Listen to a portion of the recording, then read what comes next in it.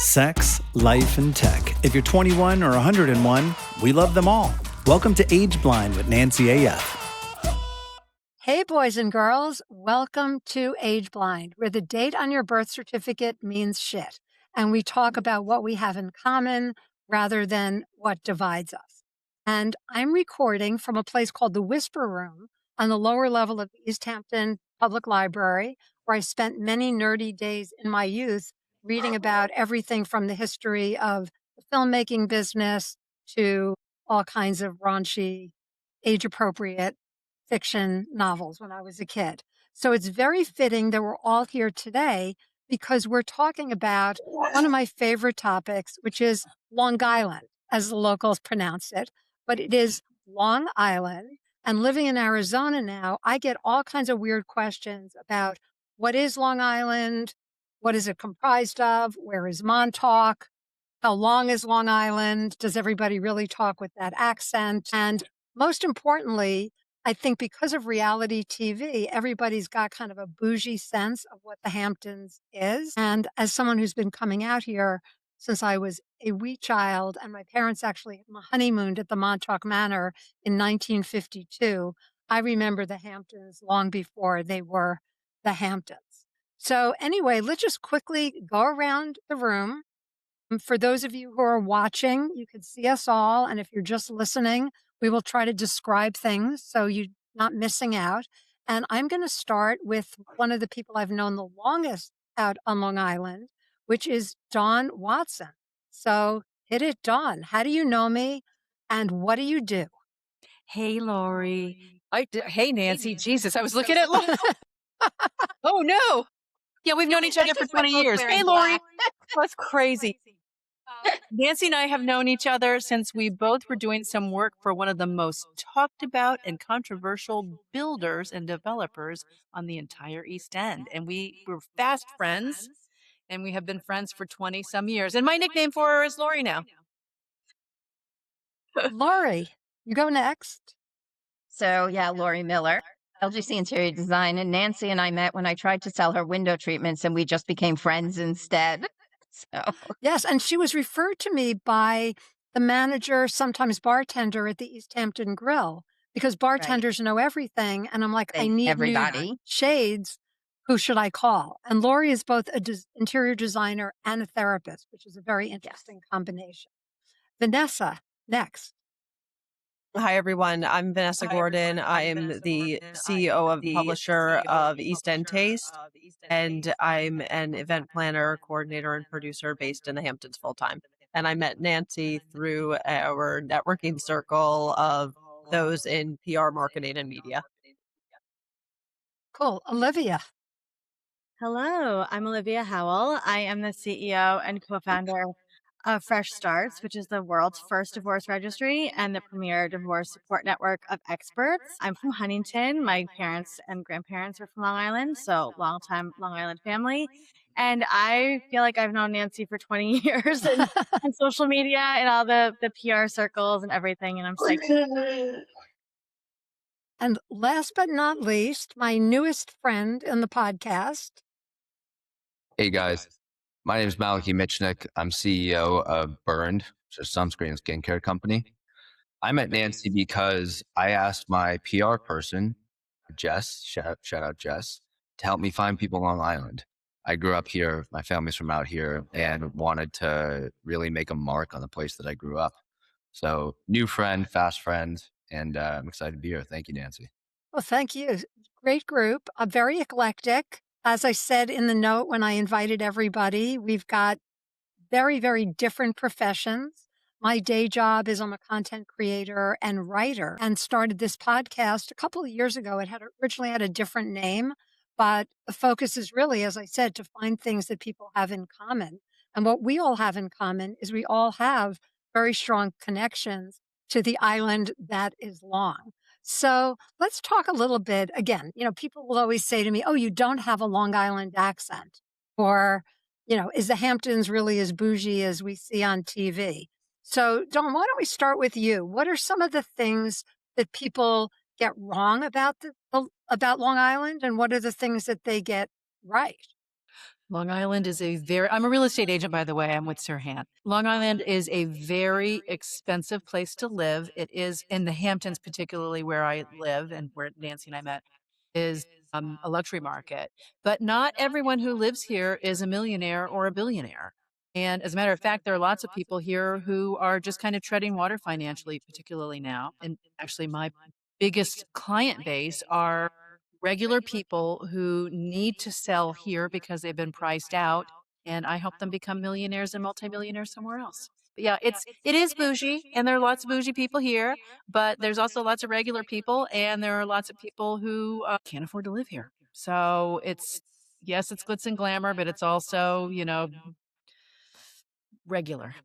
Yeah, exactly. And, it's been very, very tough out here, especially for the labor market, the people who work in the restaurants, who work in the stores, because some of them have to drive as long as 2 hours to get to their jobs. And last night we went out to dinner, and I was actually encouraged to see that some of the RV parks are still in existence in the Northwest Woods. So there are families there who are living there who, as you said, probably could not afford to live anywhere else and would have to drive 2 hours easily to get to and from work.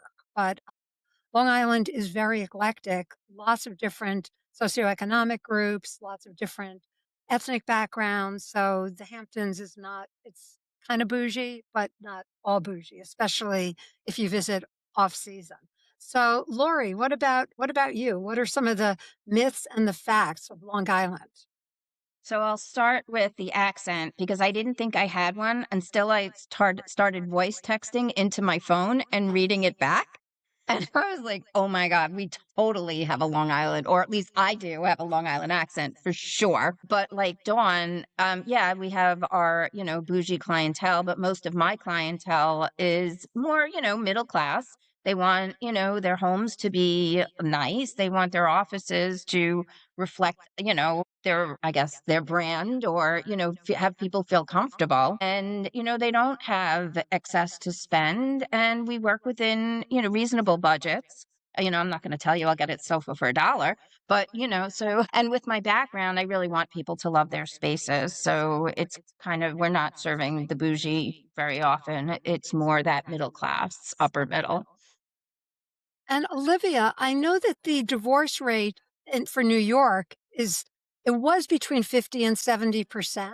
I just recently saw that divorce rates are going down, but it's not because fewer people are getting divorced. It's because fewer people are getting married. So what are you seeing? I know you serve a market that's national, but are you seeing any local divorce trends on Long Island? I love this question, Nancy. Well, yes, I think there's a lot of factors that play into that. One is that the economy is making it very difficult for people to live separately right now or to get divorced, right? So, yes, the divorce rate might be going down, but not because of the reasons we think. And I think this relates to what I was going to say. Something about Long Island that I love that most people don't talk about is that it is really a small town, right? It really feels like or your family like knows people. You always know somebody. There's about 2 degrees of difference between you and somebody, no matter if you're on North Shore, South Shore, East or West. And I think that I've actually seen a really large trend is that people will go through a divorce and come back to Long Island and meet back up with old loves and old people and friends. And it's a really great place to come home to. Coming back home to Long Island is a really special thing to do. Yeah. And, living in Arizona for 8 years, it's very funny because occasionally I'll run into somebody, I'll say, where are you from? And they'll say, Long Island. I'm like, what town? Because, Exactly. there are many, many towns. And of course, it always turns out that somebody knows someone that I grew up with, or we both summered out here before the Hamptons was the Hamptons, as I like to say. And Malachi, did you grow up 100% on Long Island, or did you go back and forth from the city to the island? Yeah, no, my dad moved out here, or my parents moved out here in the late 80s. So my dad had just finished his residency at New York General, and he found an ad for a doc in the box that ended up being Gail Schoenfeld's office. So if you guys have ever had kids raised in the Hamptons, East End Pediatrics was really the only game in town for 25 years. And so he ended up being a pediatrician out there. And so I lived in Northwest Woods, actually, not far from the trailer parks that you were talking about, for 28 years. And so Malachi's father is the inventor of the sunscreen. Yeah. That, Sorry. no, go ahead, please. I think your backstory is fascinating. So Thank you. Yeah, no. So he was a pediatrician and ended up inventing transparent zinc oxide. So the thing that made mineral sunscreens wearable, he pretty much accidentally invented in the early 90s, and then built a little company around it, and ended up stopped practicing medicine to build that. But that was how this whole sunscreen thing got started for me. very cool. Yeah, and sun cancer or skin cancer rates are actually going up among younger people because it just feels so great to lie out in the sun, as we used to call it on Long Island. You're lying out with #2 Bain du Soleil and a reflector at Jones Beach. And then you get older and you're like, oh my God, what have I done to my skin? Last time I was at the dermatologist, he told me I had an age spot. I'm like, I suppose that's better than having skin cancer, but Right. who wants to have age spots at any age? But yeah, we know a lot more about the negative impacts of sun, and the fact that somebody invented a medically approved sunscreen, keeping kids safe from an early age, super important, especially out on Long Island. Yeah, it's one of those things. I mean, everyone can relate to this, which is, as soon as the spring breaks and it's summertime, all you want to do is go to the beach. I mean, Long Island is some of the best beaches in the world. Um, and the other thing is that, the sun's good for you. And I remember growing up, going to East Hampton High School, you'd either skip school or get off early or do something and just flock to the beach.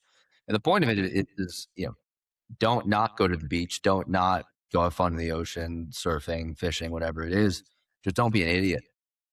It's a hard thing to do, but it's really not complicated, which is just don't be stupid. And that's something that we've said a lot on the internet and just in conversation, which is like, you see a lot of people these days, there's sun and a lot of marketing and even classes that you used to get in school were like basically just trying to make you scared of the sun.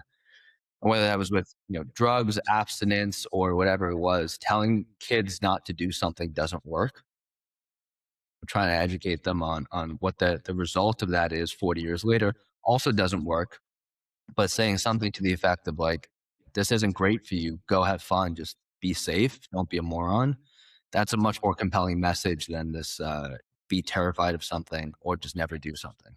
I'm sure you guys can remember people telling you that when you were young, and that never really works. By the way, you will appreciate this. I have 2 grandkids who are out visiting. They're 8 and 10, and they have become major, major fans of the lifeguards at 2 Mile Hollow. So it's almost like a cult, like they're following their favorite band.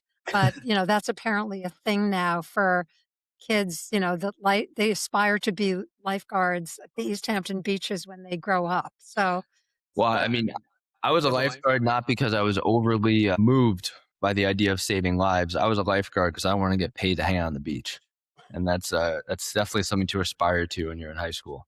yep, one of the coolest summer jobs out here. And Vanessa, you see it all because you produce these high-end events at Porsche dealerships and other luxury types of events. What would you say is a myth versus a fact of life on Long Island, specifically Yeah, in the definitely. Hamptons? So one of the main myths out here, yeah, again, I mean, we'd mentioned that everyone seemingly has a tremendous amount of income revenue. We all, but who truly runs these estates? And also the estates are run year round. There are property managers usually on site year round. There's staff.